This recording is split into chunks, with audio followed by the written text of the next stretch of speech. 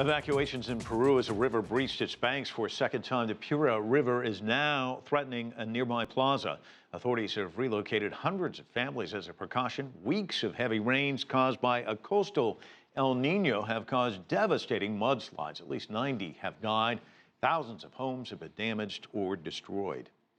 I'm joined now by Frank Boeren from Lima. He is Oxfam's country director there in Peru. I was reading today that the rainfall is 10 times as much as normal for the rainy season. Give us an idea of the misery that you're witnessing as a result. What is the scope of this humanitarian crisis? Well, if you see pictures of houses damaged by floodings, actually it looks more like if it were damaged by an earthquake. Really, roofs fallen in, walls caved out, totally uninhabitable. That's how these houses are being left, and it sums up to 30,000, close to 30,000 as we speak now. And where are you seeing the worst flooding? In different parts of the country. Yeah, well, let me just ask you that. Where are you seeing the worst? You know, the entire coast strip in Peru is a desert. So, say what people expect as rainfall is almost zero. So whatever rainfall is likely to cause great damage. Now it plays out in two ways. There's steep desert valleys where when the rain is pouring, it mixes with dust, it builds up. There's boulders out there until the pressure becomes very high, and then the boulders seed, and what you get is a devastating, violent mudslide, a flash flood. The other effect that's occurring is a slower onset disaster, which is when rivers overflow. And that's particularly what happened last night in the city of Piura, where the river water got up to the central square of the city, which is at least 1 kilometer away from the riverside. And Frank, that in turn led... Go ahead, I'm sorry. Yes. Yeah, that in turn led to 40,000 people in total evacuated as of yesterday afternoon and evening. And that was going to be my next question. We're talking about thousands of people evacuated. What's their fate? Well, usually they are being taken, guided by local authorities, policemen and army people to, say, slightly higher places where they are safe for the moment. Usually that is within eyesight of what their homes used to be.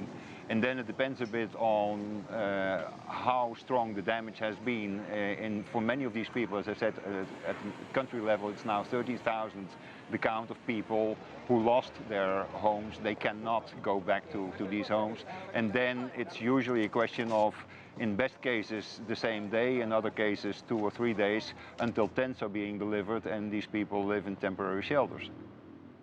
So let me ask you, since you're there on the ground, we are seeing international aid coming in, including from China, but what's most needed and what's it there on the ground like for you trying to respond to this? Well, in the very shortest run, actually, this may sound unusual, but it's engine pumps and heavy machinery front loaders in order to clean up the debris. People are in the first place desperate because, usually their home represents almost everything they have in terms of assets.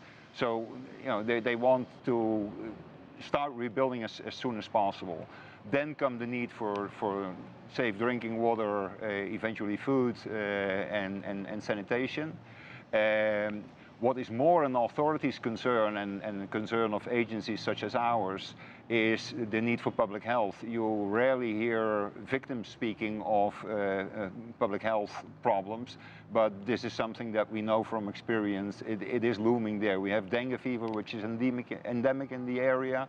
We have malaria, Zika, chikungunya, and finally cholera, particularly in areas where sewage systems collapse and mix up with potable water grids. What about the impact of the flooding regionally on Latin America?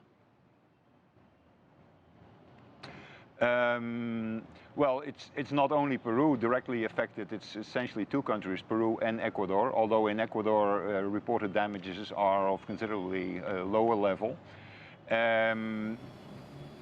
The Ministry of Finance in Peru just launched its prediction that its projected GDP growth for this year, 2017, will drop from 4% to 3%, so that's already a 1% drop, and that may have irradiation effect to neighboring countries. When it comes to international trade, although seaports are not directly affected until now, for instance, the northern port of Paita, which links to Brazil through paved highways, there's not a single truck that can currently reach that port city. Interesting. Frank Boeren. Because of road interruptions and interrupted bridges. Frank, thanks so much for joining us from Peru. Certainly appreciate